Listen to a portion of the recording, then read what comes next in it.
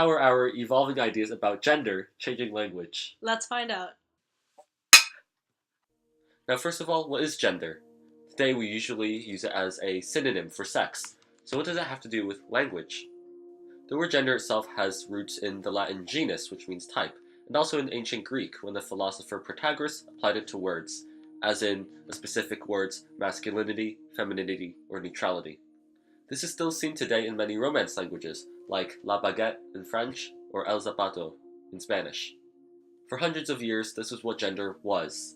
Not a term to classify people, but a term to classify words. It was uncontroversial and an accepted fact.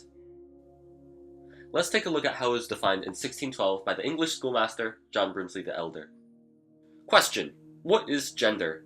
Answer: the difference of nouns according to the sex. Question: what mean you by that? Answer: it is the difference whereby a word is noted to signify the male or female or neither, that is either he or she or neither of them. End quote. Brinsley writes this book along pensophic lines, the idea of omniscience or all-knowingness. He presents the definition of gender in a format where the reader gains knowledge piece by piece through questions. Even though Brinsley's definition includes the idea of sex, a word usually reserved for people and other living organisms, here the word being defined, gender, is only being applied to words, more specifically nouns, gender nouns. On the contrary, today we also think of gender as the same thing as sex, but the word was never actually applied to people until around the 1940s, when it was used to describe the social roles of men and women. The feminist movement in the 1970s adopted these ideas of gender as a construct, something we collectively as a society share as an assumption about reality. And so, gender isn't exactly a property of a person, but a descriptor that we as a society create. If there was no society, there would be no gender. I would still be biologically female, but there would be no special role that I play. And so, the construct of gender doesn't exactly have to do with biological sex itself, but instead it's built off of what we expect from people of different sexes. However, many people find this definition too complicated. In her paper, Anne Curzon says that with the misleading labels masculine, feminine, and neuter, it can only seem logical to equate grammatical gender and biological sex. In other words, it's easy to overlook what gender actually is and just straight up associate it with sex, and that's what has happened. In 1993, the FDA began using gender instead of sex, using the two as synonyms, and this definition has held for a while. We may even have grown up with it. And well, in recent years, the definition is shifting again. The word gender is being used once again to describe the social construct, and not sex, as more and more people, whether you like it or not, feel that it is important to distinguish between the two. In 2011, the FDA redefined sex as the biological classification and gender as a person's self-representation as male or female, or how that person is responded to by social institutions based on the individual's gender presentation. There's two things about this definition that change from person to person, culture to culture, and that's the internal part pertaining to the idea of self, and the external part pertaining to how others see you. This is a more fluid definition than Brinsley's all-knowing Q&A. This is also the basis of how we are starting to see how our society impacts all of us. As some people feel like they don't fit into the role in society that they're expected to play based off their sex, this new definition of gender has become extremely valuable in our society. And these concepts about social roles and constructs not only have changed the definition of gender, but are also changing how we use language itself. Important side note here, the original use of the word gender was as a category for nouns, which is seen in about a quarter of the world's languages. And you may be surprised to hear that English also used to have gendered nouns. In Old English, instead of saying the, you'd say sa for a masculine noun and seya for a feminine noun, kind of like le or la in French, or el or la in Spanish. Obviously, we don't speak like this anymore, so what happened? The aforementioned Anne Curzon suggests that from the 700s to the 1100s, northern England, which spoke Old English, was invaded by the Vikings, who spoke Old Norse. It's likely that people in the area spoke both languages, but here they ran into a problem. Both languages had gender nouns, but sometimes they would contradict. And so the peasants were like, screw this, and by the time Middle English rolled around, there are no more gender nouns. There are some key takeaways. The contradicting genders used just shows how semantically arbitrary the entire idea of gender actually is. The other takeaway is that when it got too confusing, gender in English just disappeared. The categories just made no sense, and so people stopped using them. So do gender nouns shape the way that people think? Sex, Syntax, and Semantics by Lara Boroditsky, Lauren A. Schmidt, and Webb Phillips suggests that it does. Quote, there were observable qualitative differences between the kinds of adjectives Spanish and German speakers produced. For example, the word for key is masculine in German and feminine in Spanish. German speakers described keys as hard, heavy, jagged metal, serrated, and useful, while Spanish speakers said that they were golden, intricate, little, lovely, shiny, and tiny. The word for bridge, on the other hand, is feminine in German and masculine in Spanish. German speakers described bridges as beautiful, elegant, fragile, peaceful, pretty, and slender, while Spanish speakers said that they were big, dangerous, long, strong, sturdy, and towering. End quote. This suggests that difference in language creates a difference in how we think. The way you see the world is different based off of the genders of the words in the language that you speak. If a Spanish person and a German person would see different aspects of a key or a bridge, why not everything else? But Boroditsky and Schmidt and Phillips did not stop there. They wanted to prove that these changes in thought were due to language itself and not any intermediate cultural factors. So they brought in some English speakers, people who didn't have a gendered noun bias, and taught them the superative and usative distinction in the fictional Gumbazi language. Superative and usative being two arbitrary categories of words. The participants then saw a total of 20 pictures, 4 female and 4 male, and then 12 inanimate objects. All 4 females were labeled superative, along with objects like pans, forks, and pencils. All 4 males were labeled usative, along with pots, spoons, and pens. For different participants, different inanimate objects were in different categories. For one person, a picture of a pan would be superative, while another, it would be usative. The participants came to learn the superative and usative distinction for their set of pictures, and then they received the same set of pictures, but this time unlabeled. They were asked to describe these objects, and lo and behold, they basically did the same thing as the Spanish and German speakers did earlier. When violin was grammatically feminine in Gumbazi, English speakers described a picture of a violin as artsy, beautiful, creative, curvy, delicate, and elegant, etc. But when violin was grammatically masculine, it was described as difficult, impressive, noisy, and overused. The conclusion of the paper stated that a grammatical distinction in language has the power to bias people's memory, their description of language and pictures, their assessment of picture similarities, and their ability to generate similarities between pictures. They also noted that this can affect our views on the world, our thinking, and also decision-making. Now, you may be thinking that English speakers are safe to this kind of thinking since English has lost its gendered nouns. Or has it? One type of noun that still uses gender in English are pronouns, like he, she, it, and relative forms like his, hers, or its. But what if the antecedent, the word the pronoun refers to, has an unknown or unspecified gender? For example, if someone wants to cross the street, blank should look both ways first. In these cases, there are 4 main alternatives that have been used, saying he or she over and over, which becomes a mouthful, or alternating he and she equally or randomly, which could cause confusion. 3, using it, which probably will offend everyone. And 4, what we will be talking about next, singular they. Having an epicene pronoun is a necessity in language. It has been used since language started, regardless of its recognition as correct or not at any given point in time. What is an epicene pronoun, though? In short, is the English equivalent of singular they. Epicene is usually interpreted as gender ambiguous, although it can mean having characteristics which are normally associated with the other sex, or just lacking characteristics of any. And in terms of language, a pronoun is a word used in place of an antecedent, often to make a text less wordy, whose gender agrees with the gender of the subject.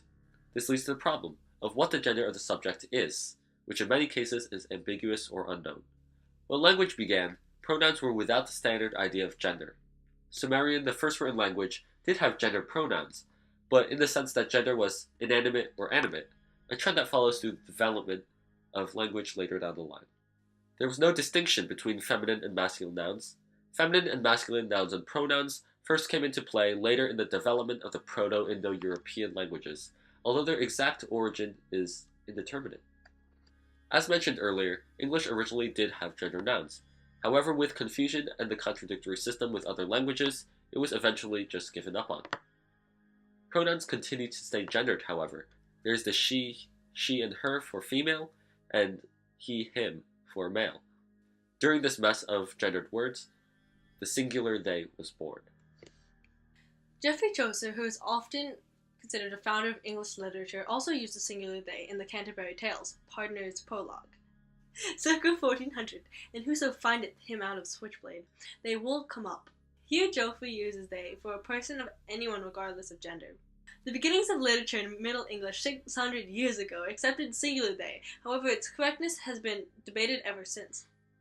Even Shakespeare, whose writings are studied for their language and much more, used singular they.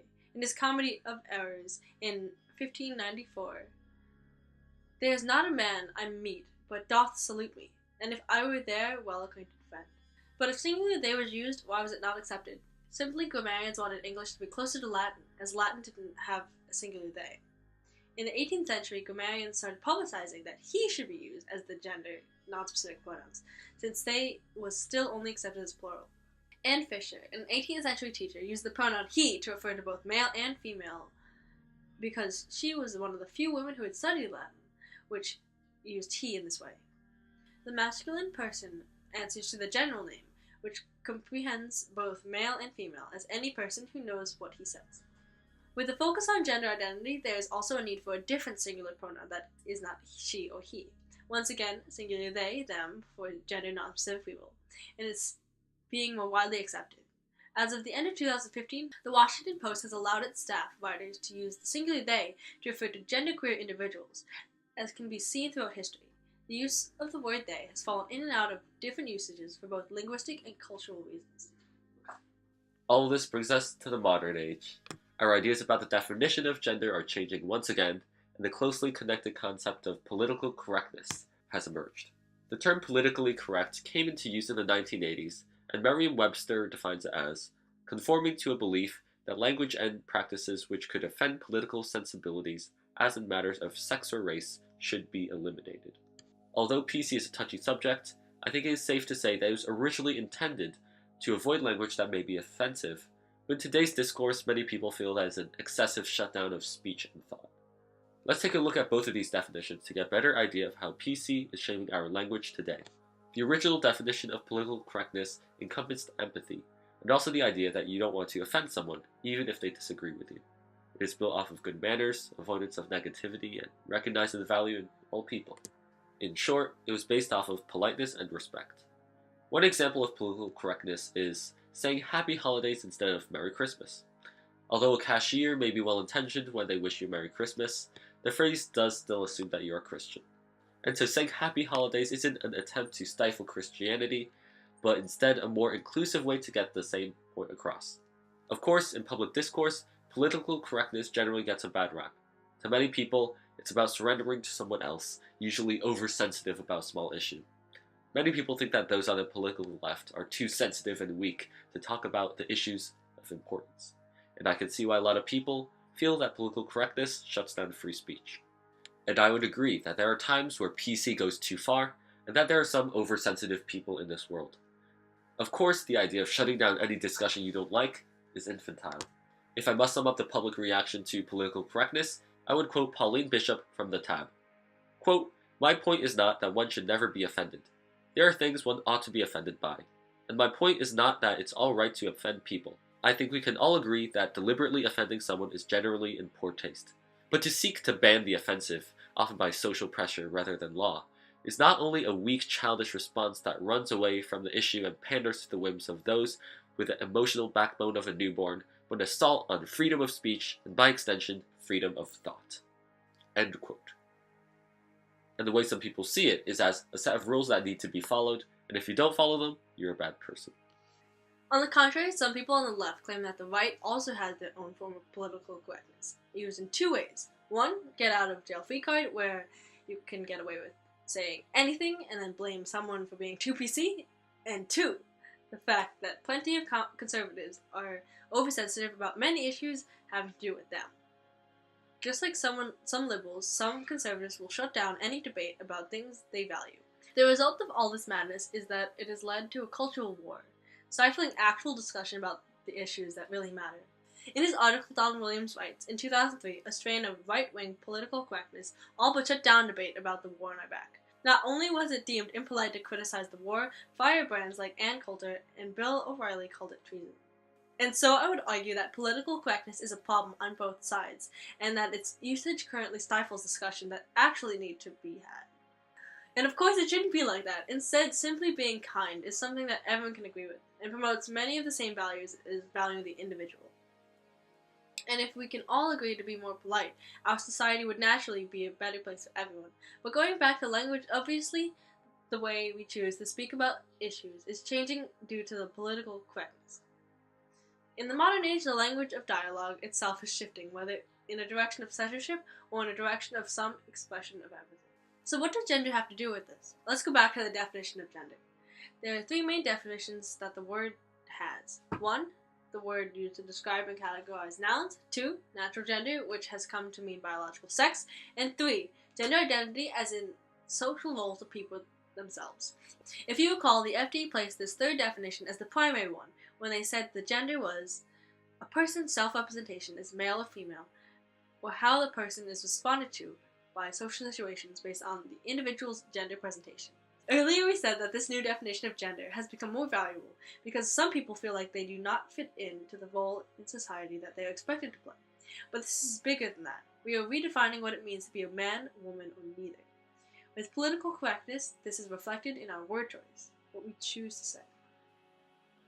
Now, our language isn't only changing pertaining to the idea of gender, but also about the fight for equality between the genders.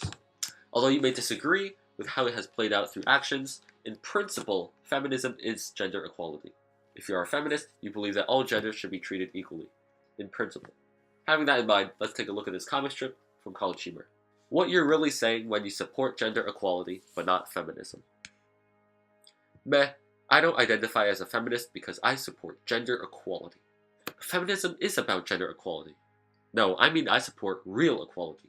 You know, I believe society should oppress men for thousands of years. You can't go to school. You have to stay home and learn how to be a good father.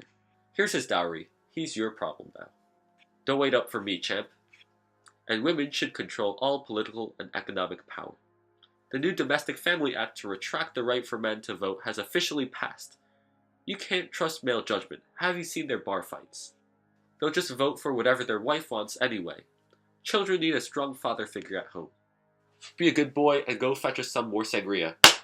And once men start to slightly gain any power, women can blame men for how the matriarchy has disadvantaged women.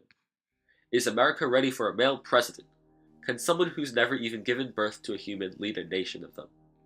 It's so unfair that as a woman, I'm sometimes socially expected to pay for a man on a date. All male arguments for equal right are, you know, true equality. That seems pretty extreme. I'm just a feminist. Responses? Margie Lazoo says, the comic has hit the nail on the head. Feminism is fighting for equal treatment and equal rights, not worsening the treatment towards men or going eye for an eye. It's for raising the standard for women, not lowering the standard for men. And June Pixel says, sometimes people get more focused on terms than the concept itself. How are we ever going to really find the answers when we cannot agree on the language used to formulate the question? The comic shows what different words mean to different people. Of course, you're also going to find plenty of people who think that feminism is the exact opposite of gender equality, and these people are also helping shape the change in language around feminism. In their 2014 article, Chris Good writes, I wish I could concede that this voice is the extreme minority, deviating from a more moderate form of feminism, but today's vocal and prominent feminism is the extreme. No branch of feminism condemns it and stands for a more balanced and regulation-focused pursuit of equality, by also advocating for men's rights. End quote. Good brings up a good point. Everything seems to be getting more extreme by the day. Language today is being used to divide, not unite. And so how do we unite in such a polarizing time? What are some examples of the language of division? Let's go back to gender, because it is an excellent example of the human instinct to categorize, and thus divide things. Biologically, it makes a lot of sense to put things into categories. It's efficient and easier to remember. Even with earlier examples of superative and usative, people were automatically trying to fit the items into categories based off of whatever characteristics were common. In this case, it was masculine and feminine stereotypes. In this paper, Borodinsky, Schmidt, and Phillips write that this led the participants to carry out comparisons they wouldn't have otherwise carried out. But humans are too complex to be put into broad, general categories, and our society has progressed to the point where some of the things we do with our biology are becoming a barrier instead of a survival advantage. Just like how you might not be the person everyone expects you to be, some people don't fit into the gender role that they're expected to play.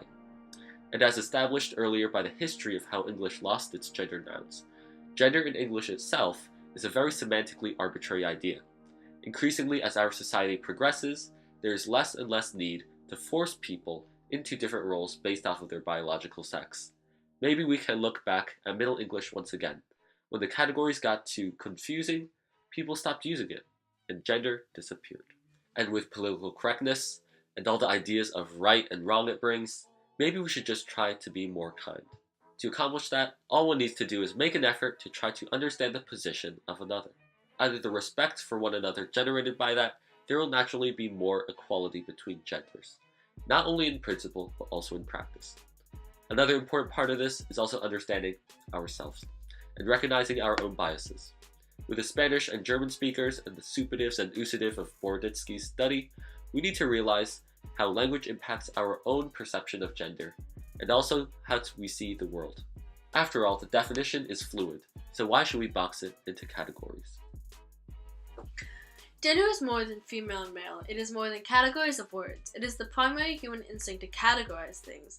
Gender, from just being an easier way to recall and recognize words, to its connections with biological sex and social constructs, language and gender has evolved. In short, gender began as an arbitrary categorization in language, and somewhere along the way became connected with a social concept of gender, including gender roles and biological sex. Today, gender is mainly seen as the social construct, intertwined with biological sex. However, it is moving towards just the societal idea, like the stereotypes of men and women. These of which are associated with that of a person's assumed reproductive organs. Language is used completely differently now when referring to gender. Not only has the definition greatly changed, but in recent years it has gained importance in the minds of many. This categorization of words has become a way to divide human beings, simplifying them into almost binary emotions. The evolution of gender brings a change in universal understandings. This may be seen in the principle of political correctness, which is also shaping how we use our language today. Our ideas about gender are changing too. Maybe gender will end up the same way gender in English did, dead. What would that world look like? No longer categories for people in, to put yourself in. I hope we have inspired some ideas about language and gender.